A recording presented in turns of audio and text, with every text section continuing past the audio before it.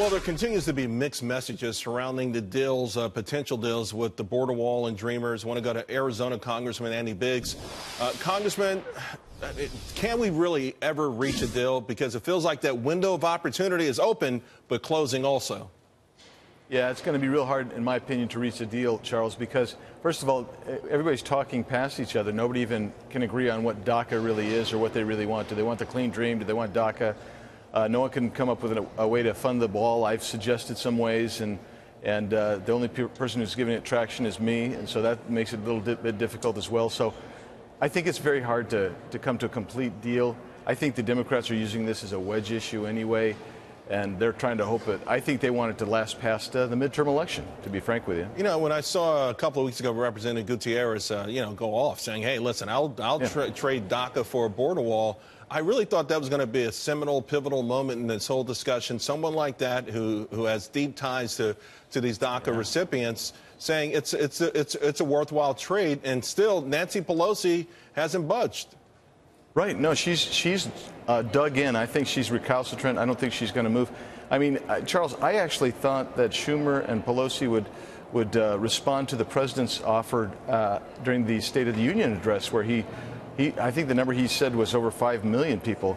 And I thought, well, they're going to jump on that and go for it, but they didn't. And so we're kind of locked in. And I think that's why you're seeing some of the Dream folks, the DACA people, are now protesting the Democrats, saying, hey, you're not getting anything done. You're actually obstructing things as much as anything. Yeah, I think they're playing a dangerous game, to your point. If you promise a certain constituent that you'll do something for them, and you have an opportunity to, particularly in this set of circumstances, they don't control the White House, the House of Representatives or the Senate, and yet President Trump laid out an amazing deal, a deal that no one on the Republican side was even anticipating.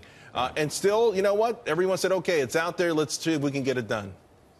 Right. Look, I'll be the first one to admit I'm not a big fan of the idea, but I really thought it was going to come together then, and I'd be just a speed bump and they would roll through that thing very quickly. And so I've been surprised at the delay from the Democrat side. And I think it goes back to even the original DACA time when President Obama had both houses, including a supermajority in the Senate. He could have done anything he wanted to.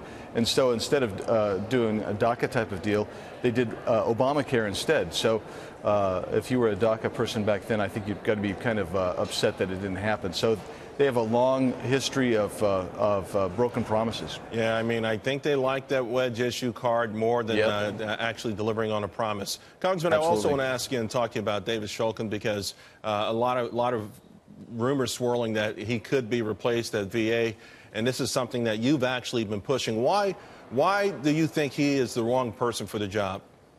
Well, what I'm saying is this is as much a culture problem as much as an actual process problem. They're not delivering. They're not making deliverables.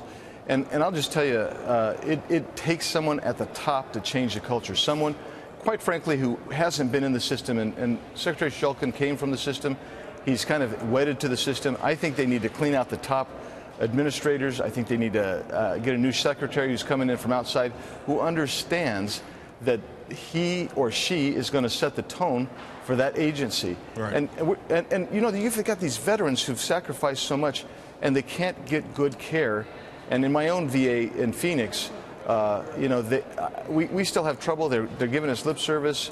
But I could never even meet with Secretary Shulkin to talk about some of the problems. And we've heard all the horror stories from that and so many others. What about, though, would this harm the notion that maybe an outsider, a business-type person, should be there to cut through the bureaucracy? And it was my hope that it would work. I think I agree with you, though. This particular experiment probably has run its course. Right. Yeah, I don't think this is the way to go. I think we need to basically clean house at the top. There's a lot of good people, just like in the FBI when we talk about the issues at the top. A lot of good rank-and-file people trying to get things done. But in the meantime, you have veterans here who have serious illnesses. I mean, we have people who have cancer, or they have the threat of losing a limb or something like that. And I have to intervene. I have two people that's all they do is veterans casework in my office, and we can't get the results we want, and then we go to try to go above our local VA. We have trouble getting any kind of support or communication even. It's a shame. I mean, it's a bewildering labyrinth, big budget, and yet they just can't get their act together. Thank you very much, Representative Biggs. I always appreciate when you're on. Thanks, Charles. Good to be with you again.